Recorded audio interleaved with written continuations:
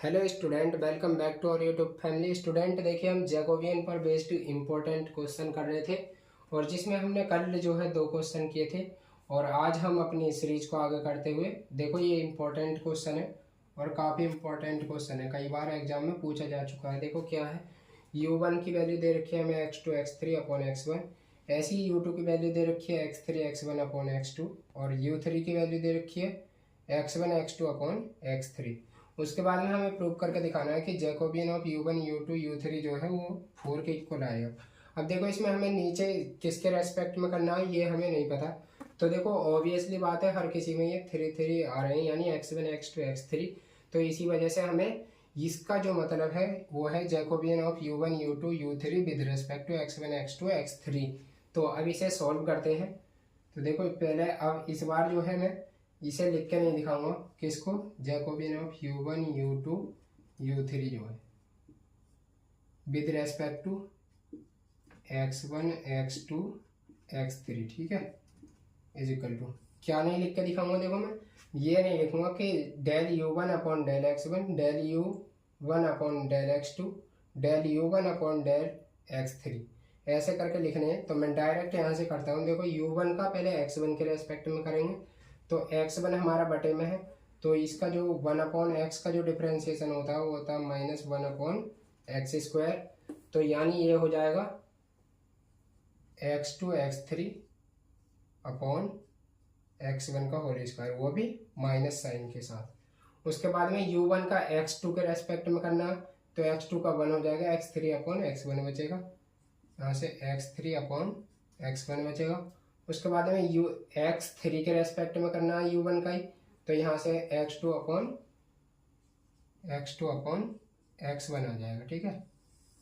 ऐसे ही हमें सेम करना है u2 के साथ। u2 का पहले x2 के रेस्पेक्ट में पहले x1 के रेस्पेक्ट में करेंगे, तो वो आ जाएगा हमारा x3 अपॉन x2। उसके बाद में x2 के रेस्पेक्ट में करेंगे तो हो जाएगा -x3 x1 अपॉन x2 का होल स्क्वायर। उसके बाद में u2 का जो है x3 के रेस्पेक्ट में करेंगे, तो x3 का 1 हो जाएगा, यहाँ से x1 अपॉन x2 आ जाएगा। अब ऐसे ही हम u3 के साथ में करेंगे, तो पहले u3 के x1 के रेस्पेक्ट में करेंगे तो हो जाएगा x2 अपॉन x3, और उसके बाद में x2 के रेस्पेक्ट में करेंगे तो ये आ जाएगा x1 अपॉन x3, और इसके बाद में हम करेंगे x3 के रेस्पेक्ट में तो ये हो जाएगा -x1 x2 अपॉन x3 का होल स्क्वायर। अब यहाँ से क्या करना है, देखो x3 x3 x3, अब चाहे तो आप केवल x3 ले लेंगे, लेकिन यहाँ पर हमारा एक x3 बच जाएगा नीचे अपॉन में, जो कि हमें प्रॉब्लम करेगा।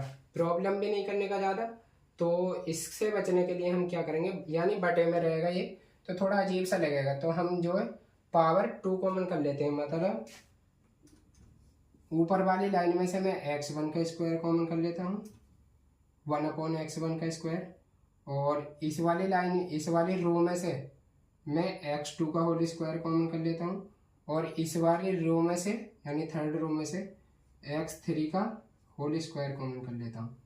तो देखो क्या बन जाएगा हमारा जो डिटर्मिनेंट है।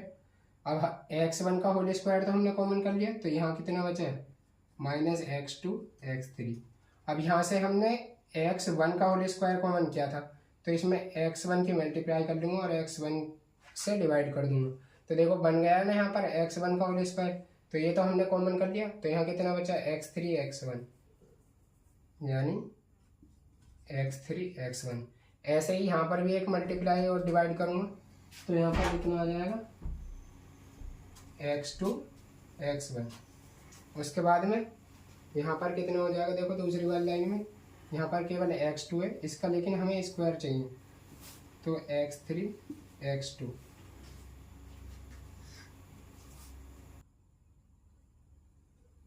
उसके बाद में यहाँ से x2 का होल स्क्वायर तो हमने कॉमन कर लिया, तो यहाँ बचेगा -x3 x1, और x2 यहाँ पर है नहीं, तो यहाँ आ जाएगा x1 x2।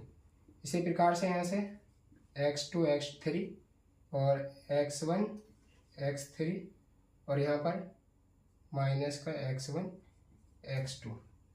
अब यहाँ से शायद नीचे जो है वो जगह नहीं दी होगी, हाँ नीचे जो है जगह नहीं है तो मैं क्या करता हूँ, इसे ऊपर वाले को रब कर देता हूँ।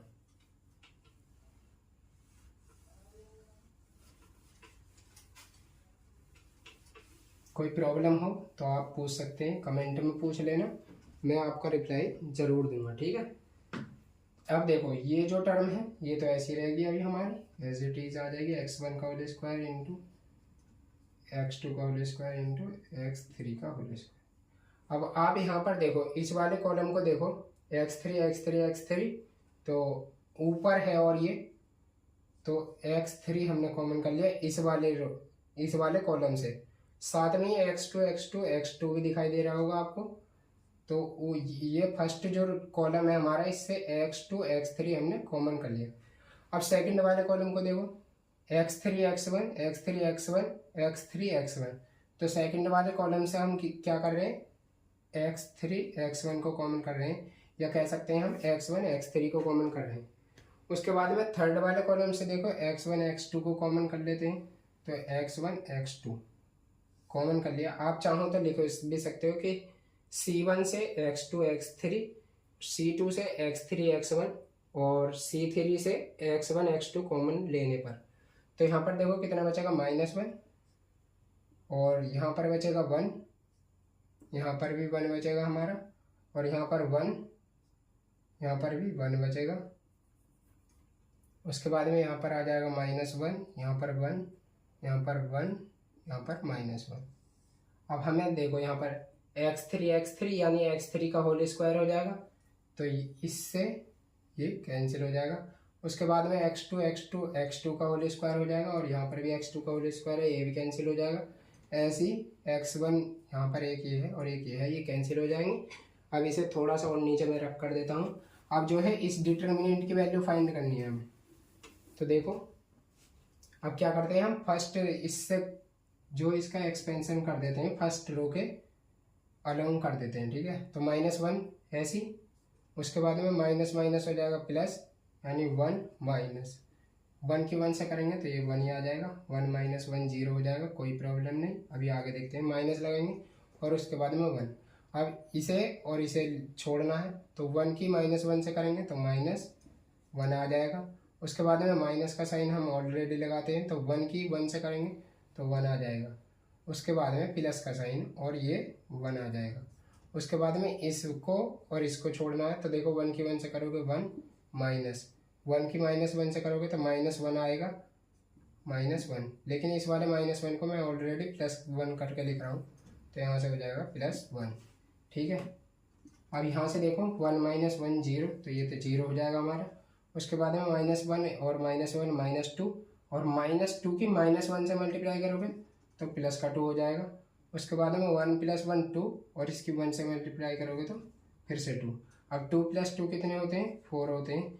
यानी ये क्या है हमारा, Jacobian of u1 u2 u3 with respect to x1 x2 x3। तो यही हमें क्या करना था, प्रूव करना था, तो यही हमारा हेंस प्रूव हो जाएगा। उसके बाद में हम अपना नेक्स्ट क्वेश्चन लिख लेते हैं। नेक्स्ट क्वेश्चन देखियो, काफ़ी इम्पोर्टेंट क्वेश्चन है और कई बार ये भी आ चुका है, यानी आज के जो 2 क्वेश्चन है ये काफ़ी इम्पोर्टेंट है। तो देखो ये हमें y1 की वैल्यू दे रखी है, ये हमें y2 की, ये y3 की, और ऐसे ही हमें आगे तक दे रखी है, और yn की वैल्यू ये दे रखी है। अब उसके बाद में हमें क्या करके दिखाना है, यहाँ पर Jacobian of y1 y2 y3 dot yn जो है ये प्रूव करके दिखाना है कि ये इतने के इक्वल हो जाएगा, ठीक है।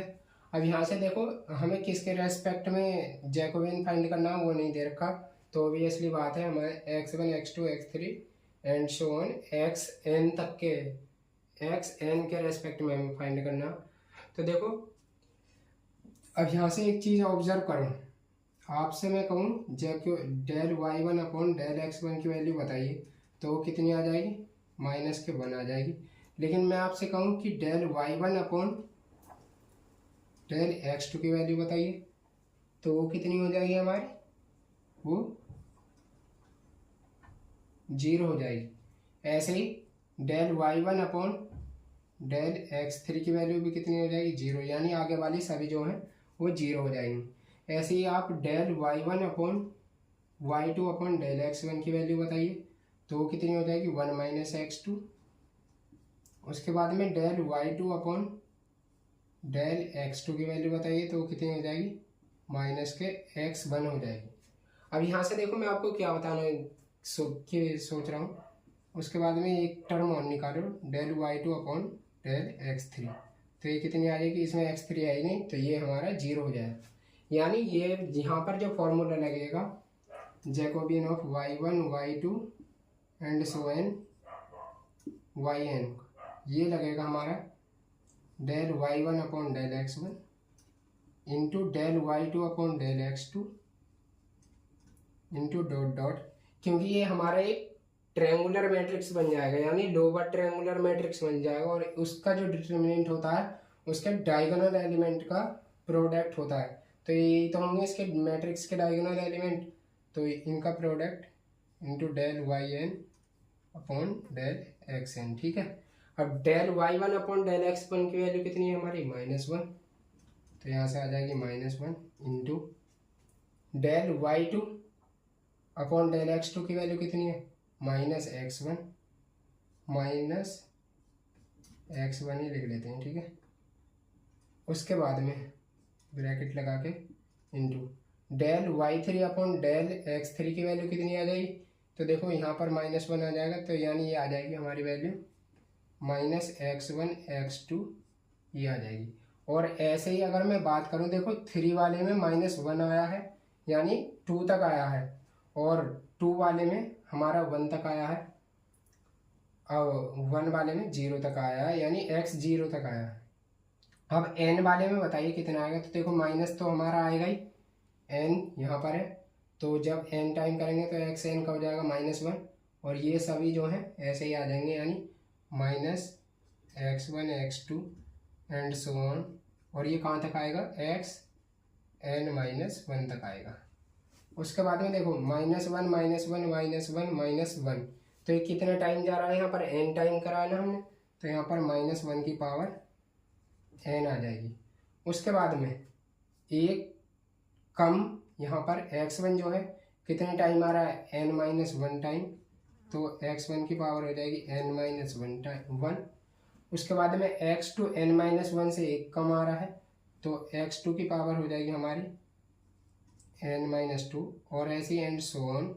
x3 की बात करूँ मैं, तो x3 की पावर जो हो जाएगी हमारी वो n-3 हो जाएगी एंड सो ऑन, और लास्ट में जो बचेगा हमारा वो xn-1 बचेगा, तो xn-1 ये क्या आ जाएगा हमारे Jacobian of y1 y2 and so on yn with respect to x1 x2 x3 and so on xn तक।